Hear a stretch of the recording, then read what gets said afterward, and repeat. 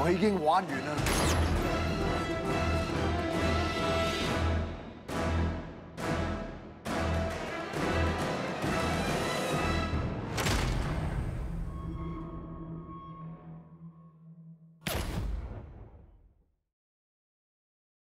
Et salut à tous!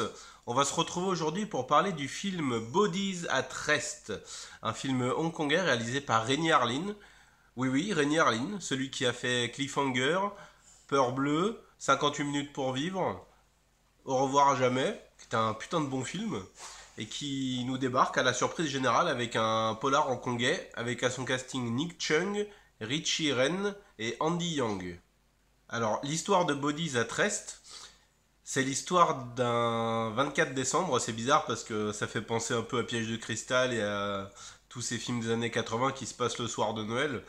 Donc, le 24 décembre, à Hong Kong, la ville est plongée sous des pluies torrentielles et on va suivre des employés qui travaillent dans une morgue qui vont voir débarquer des gangsters qui cherchent quelque chose et qui vont les prendre en otage. Le film est sorti le 22 août 2019 à Hong Kong.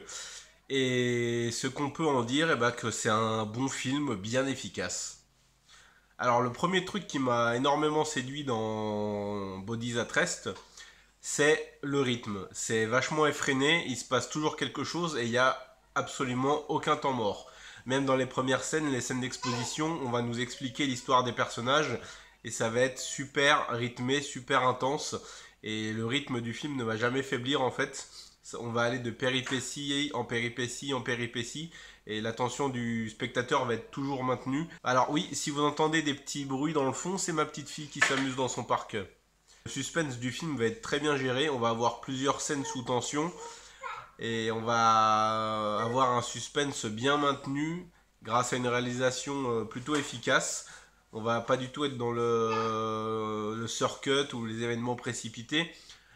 On va prendre le temps de s'imprégner des scènes de tension et ça fonctionne assez bien parce qu'on va avoir une scène d'action, une scène de tension, une scène d'action, une scène de tension. Comme je le disais, ça contribue au rythme du film.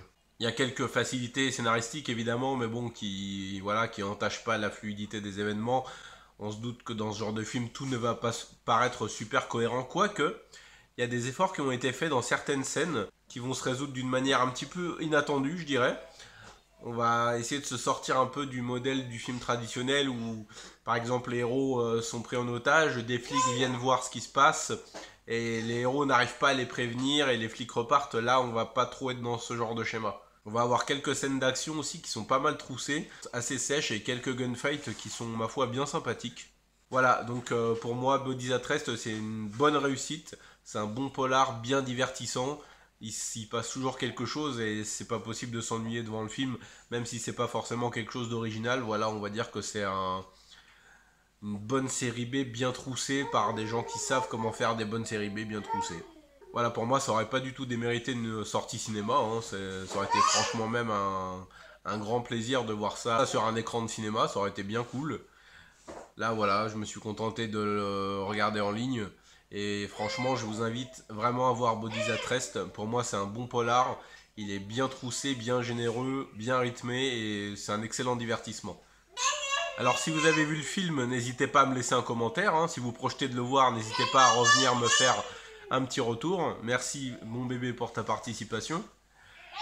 N'hésitez pas à me lâcher un petit commentaire, donc on pourra en parler. Et je vous dis à bientôt.